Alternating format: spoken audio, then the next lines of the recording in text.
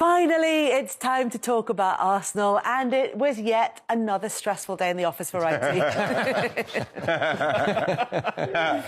See, that's what happens, man. We trigger people. Well, I'll tell you what, I'll tell you who was most triggered on Saturday was you when Saka scored. He knows he's offside. He's offside.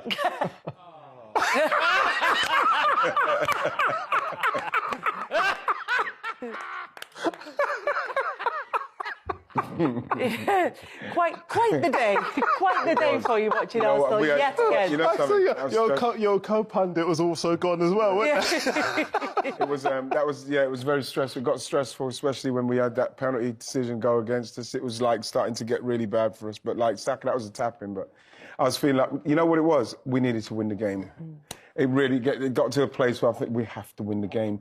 And for it to have gone with a penalty that we should have got that didn't happen, then we scored, Martinelli scores, and Rashford, like I was going to say Rashford there, but Saka then finished it. I'm thinking, yes, we just need to be comfortable, and then that don't go in. I was starting to worry because 1-0's not enough. Yeah. Especially like some of the time you watch Arsenal, especially against Villa, you see that they can be, you know, if they come hard, then Arsenal feel like they're hanging on a bit. So I feel like we need a couple of goals. We're not taking enough chances. But then in the end, you know, we did it. But with 14 games still to go, does it feel like just one more win, just get this one over the line? Is it already starting to feel like the final straight? I've never felt more like just take the next game as it comes more than any time in my career, even when I was playing, simply because Man City just look imperious. Even when you watched how many chances they missed against Forest, and then you see them completely batter like Bournemouth, how easy they can do it. They don't even really need to get out of breath to do what they're doing, and they're missing chances and beating teams so easy. And then you look at us and how not tough it is, but how much of a grind it is to get these 1-0 wins. But you both won the league. I mean, when you get to this stage of the season, how easy is it to do that? It's not easy because obviously you can look around the Manchester City dressing room. They've just got everything. They're so good. And you look at Arsenal with the youngest team and not scoring as frequently as we should. We need, you know, what I mean, yes, we're getting it done, but it's because we're really going over and above at the minute to get that 1-0. Yeah. You need to get that goal in the game. That's like if Chelsea scored it early against Tottenham, that might give them the momentum. That's what we need to get in games, and I feel that City can get that at any stage. So you just feel like you're gonna need, like this game coming up, Kel. It's a must-win. Yeah. This is the game in hand that people have been talking about all like for the last I don't know how long. So you have to win it. You need to get 5 points in front of City, and then you have to not lose away from home, and you have to win at home. And so this is the pressure that the guys are dealing with now, because I remember when we were going for it, when we were so far behind United, we literally was just thinking about winning the next game to the point where you can't. It was consuming. Yeah. Tim, you know, it's like when you've got a team like that chasing you, or you're chasing them. Yeah. You're not even sleeping properly. You're just going to training, getting it done. You get to the game, you try and get that goal. Even if you miss a chance, you're like, oh my gosh, you're so worried. Yeah. Because you believe that if we don't win this, they're going to win theirs, and that's what I feel like they're going through at the moment. And it's the emotional tiredness as well. I mean, we're not going to talk about Liverpool because I think we'll have plenty to say after the Manchester United game next weekend, when we come back next week. But you can see that part of what's happening with them is they are absolutely wrung out from competing at that level and squeezing every last drop out of themselves just to keep pace with Manchester City, for whom, as you say, at times it looks effortless. Yeah. And you can see the demands already that's placing on Arsenal this season. Yeah, well, that's just experience, and Wright is right. I mean, when they've got the experience, Man United had it when we were in the run-in with them, and obviously City have had it. I mean, serial winners of this Premier League. You just look and say, have we got that? You know, and they've tried to introduce that with Zinchenko and Jesus and now Jorginho. You know, so that will help in that dressing room, you know, every single day. And they would just calm them down and say, look, train right, do the right things, believe in the manager, because he made another change at the weekend there. He's left out Eddie, you know, brought Trossard in, he plays a false nine. It worked for him in the end, you know, they found a solution. He's a very clever manager. And onwards and upwards for me.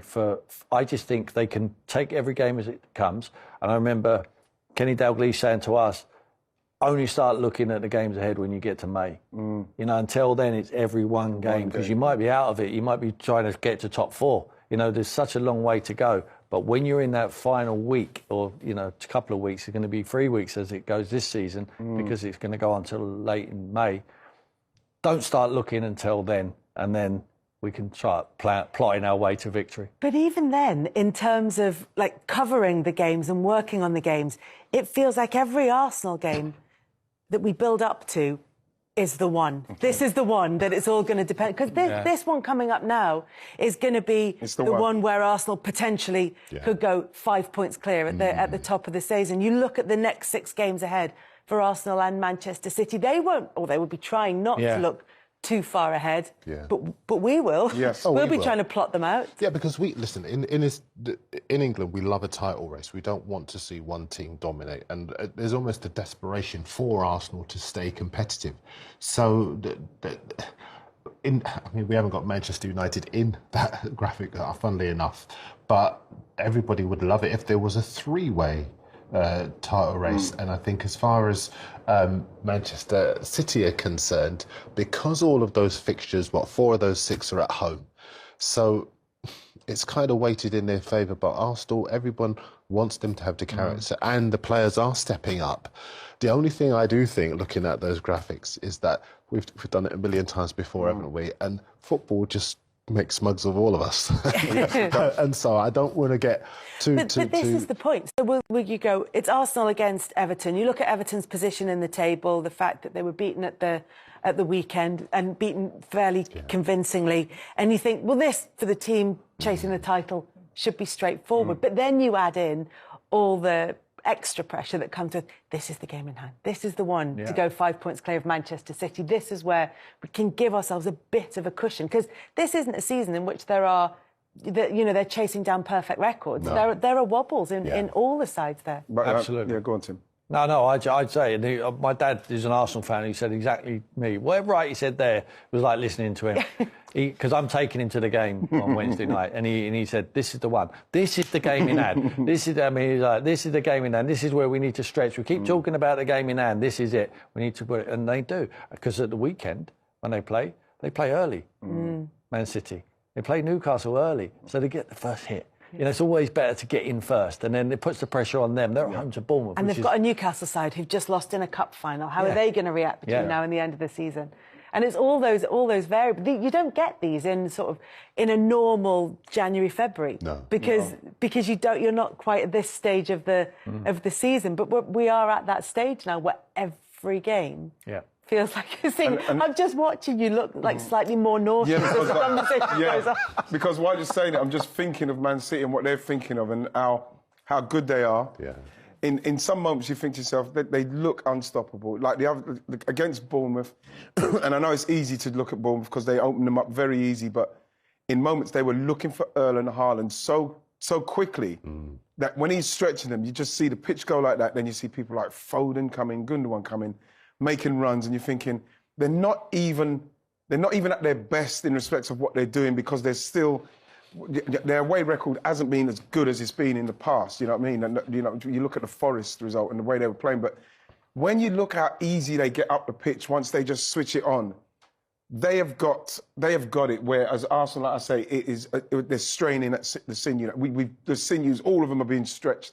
Yes, we've got Jesus coming back, which will then hopefully fire up Martinelli even more, because our left side has missed Jesus, because he would interchange with Martinelli, and then he would get inside, and then we'd get a little bit more going on our left side. That's been a bit redundant, even though Martinelli scored some goals. He's had to come off the bench to maybe do that, but it feels like a whole side of Arsenal's not working. And once that comes back, then maybe we could start scoring more goals again, getting those goals and chances what we need to score, just to give us a little bit more breathing space in the game. Because I don't think from now on in, I don't think City are going to relent. From here on, would you take the FA Cup and the Europa League, or would you take a winning the title? Of course, now that we're in it, I can't take those without the league, simply because we went into this campaign wanting to try and secure a top 4 place. That's still looking very good. But the fact is, the bonus is that we've gone into a season where you might be able to win the league. So I'm not thinking of those. I'm thinking of trying to win the league. I would take those just because you take them. And if we didn't win the league, I'd take them reluctantly. Yeah. I would take them reluctantly, because now that we've been going so long for this and fighting them off, you want to see it over. You want to see it finished. And this is why when City beat us and went to the top, you could feel like the air go out of us because they've caught us. That's it. It's over. And if Arsenal lose against Everton, that could happen again Saturday lunchtime at the weekend. See how quickly Kel's jumped up. The same. But the point is, I'm just trying, as Darren said, to build up a bit of jeopardy in terms of the title. Well, the hope is for the Arsenal fans. They say it like I say. What Arsenal fans don't want jeopardy. No, my dad says, "Oh, they're going to concentrate with Champions League. They're worried about that. It's the Champions League what they're worried about." So we hope so. Could go either way. Tim, Darren, thank you very much. As always, we've got loads to talk about next weekend as well. Of course, we've got those games coming in. The title race could have taken on a different complexion, and we'll be reflecting on Liverpool against Manchester United, which is on Sunday. Bye-bye. One of the liveliest atmospheres in the English game. We're in South London at Selhurst Park. This is Derek Ray, joined for commentary by former England international Lee Dixon, and looking forward to bringing you action from the Premier League coming right up. It's Crystal Palace taking on Liverpool.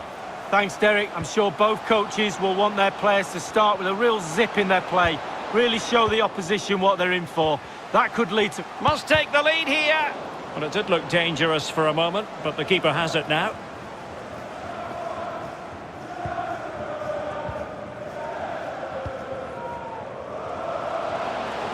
Encouraging move from Liverpool. And he might be through here. Well, it looked highly promising, but they got nothing out of it.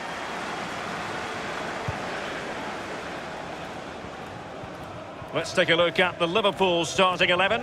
Alisson gets the nod in goal. Andrew Robertson starts with Trent Alexander-Arnold in the fullback positions. Mohamed Salah plays with Sadio Mane out wide. And the idea is to have just the one striker up there trying to pose problems for the opposition.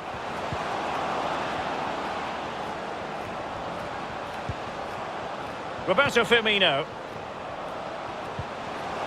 Salah! Can he put them ahead? And a goal to open the scoring. A very bright start to this one.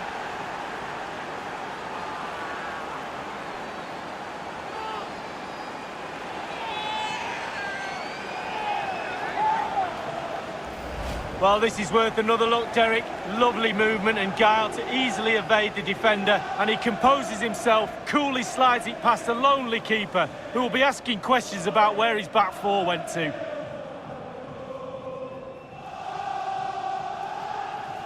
Well, it can be difficult being a manager at times, none more so than now.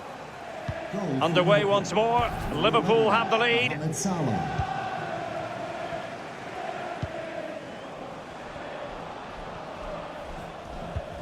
Slipshod passing.